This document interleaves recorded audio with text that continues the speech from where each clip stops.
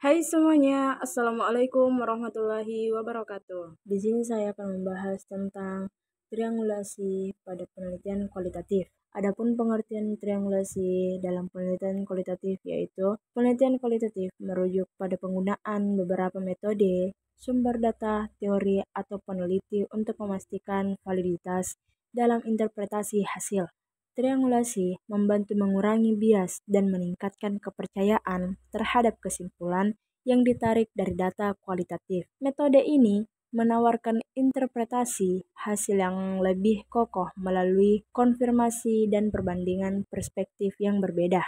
Selanjutnya yaitu tujuan triangulasi pada penelitian kualitatif. Tujuan utama dari penggunaan triangulasi dalam penelitian kualitatif yaitu untuk meningkatkan validitas dan keandalan temuan penelitian dengan menggunakan lebih dari satu metode penelitian atau sumber data.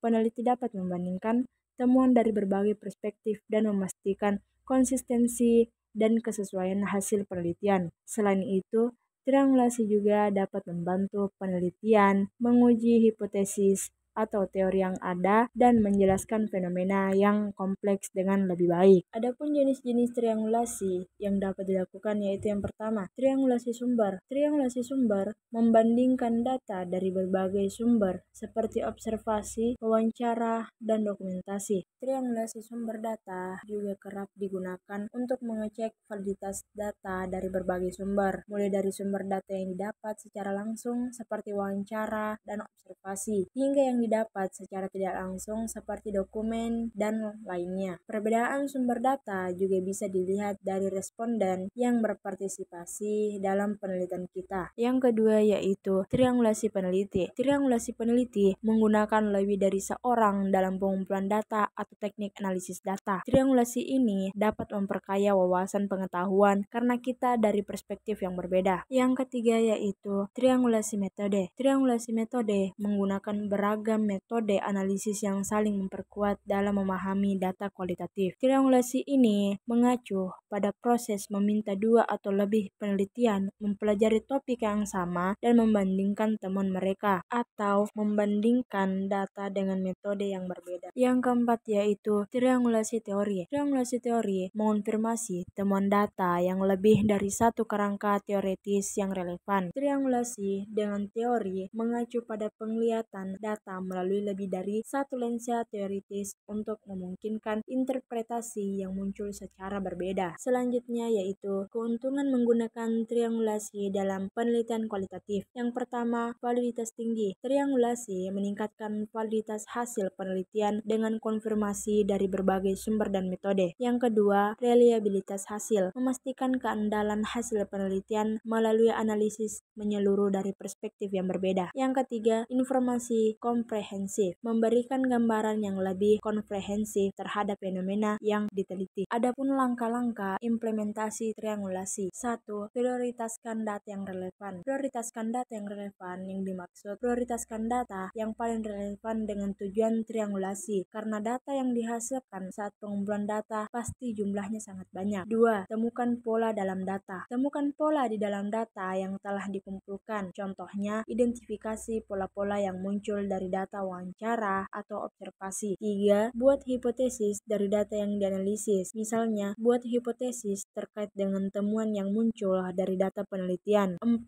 Cocokkan data dengan hipotesis. Cek seluruh data yang telah dikumpulkan, lalu cocokkan dengan hipotesis yang telah dibuat. Hal ini membantu dalam memastikan keabsahan data dan relevansi hipotesis dengan temuan. 5. Buat kesimpulan dari analisis. Buat kesimpulan dari analisis yang telah dilakukan. Misal, evaluasi apakah hipotesis terbukti benar atau keliru dan apa yang dapat disimpulkan dari data yang telah dianalisis. Adapun tantangan dalam melakukan triangulasi. Yang pertama, kesulitan integrasi data. Menyatukan data dari berbagai sumber dan metode dapat menjadi kompleks dan memakan waktu. Yang kedua, keterbatasan sumber. Tidak semua sumber data tersedia atau relevan untuk digunakan dalam triangulasi. Yang ketiga, konflik interpretasi. Interpretasi interpretasi yang berbeda antara berbagai sumber data bisa menimbulkan kesulitan dalam penarikan kesimpulan. Strategi untuk mengatasi tantangan dalam triangulasi. 1. Validasi berkala. Secara berkala, memastikan konsistensi dan validitas data selama proses analisis. Yang kedua, kombinasi metode. Mengombinasikan metode triangulasi yang cocok dengan karakteristik data yang dimiliki. Yang terakhir, konfirmasi eksternal. Mendapatkan masukan dari pihak eksternal untuk memastikan keberagaman perspektif dan interpretasi. Contoh penerapan triangulasi dalam penelitian kualitatif. 1. Studi kasus etnografi. Memadukan observasi partisipatif, wawancara mendalam, dan analisis dokumentasi. Contohnya, seorang peneliti menggunakan pendekatan studi kasus etnografi untuk memahami pengalaman sehari-hari sekelompok individu dalam suatu komunitas tertentu. Dengan melakukan observasi mendalam, wawancara, dan analisis terhadap interaksi sosial, peneliti dapat memahami dinamika budaya, nilai-nilai, pola perilaku yang mendasari kehidupan sehari-hari mereka. Dengan melalui pendekatan ini, peneliti dapat menggambarkan secara rinci bagaimana budaya dan konteks sosial memahami pengalaman individu dalam kasus yang diteliti. Dalam konteks ini, studi kasus etnografi memungkinkan peneliti untuk mendapatkan pemahaman yang mendalam tentang bagaimana budaya dan konteks sosial mempengaruhi individu atau kelompok tertentu. 2. Metode grounded theory. Menggunakan triangulasi, sumber dan metode untuk membangun kerangka teoritis yang kuat. Metode grounded theory merupakan suatu pendekatan penelitian kualitatif yang bertujuan untuk menghasilkan pengembangan teori baik dengan pendekatan induktif maupun deduktif. Tujuan utama dari metode grounded theory adalah untuk menghasilkan hipotesis berdasarkan ide konseptual serta menilai efek dari perilaku sosial. Metode ini dapat dijelaskan baik dalam riset kualitatif maupun kuantitatif. Penerapan metode grounded theory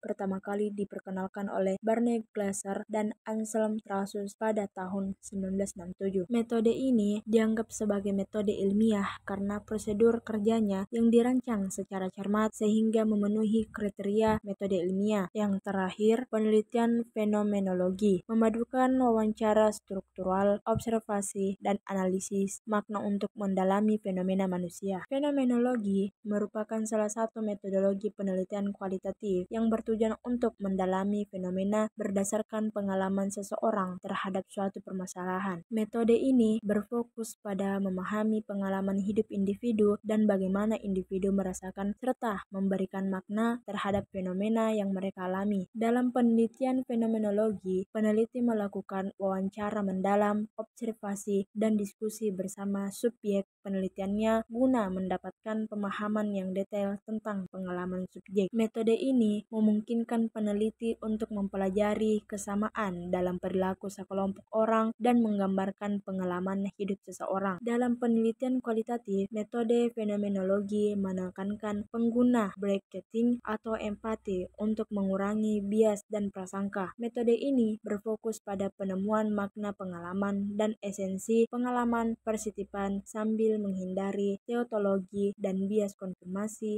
dari penelitian sebelumnya. Fenomenologi juga memposisikan manusia sebagai subjek penelitian, bukan sebagai objek penelitian seperti pada metode kuantitatif. Selanjutnya yaitu kritik terhadap penggunaan triangulasi dalam penelitian kualitatif. 1.